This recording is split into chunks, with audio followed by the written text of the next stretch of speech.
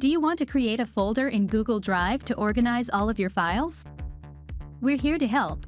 I'm Ramona from Let's Not Waste Time, and in this video, I'll show you how to create a folder in Google Drive under 7 seconds.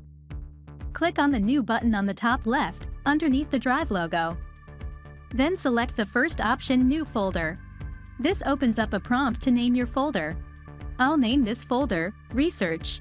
Once I'm done, I'll click on Create.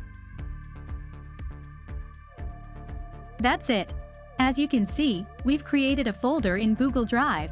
Thanks for watching. If you find this video helpful, please hit the like button and subscribe to Let's Not Waste Time. For more helpful Google Drive tips and tricks, check out our full playlist of Google Drive tutorials.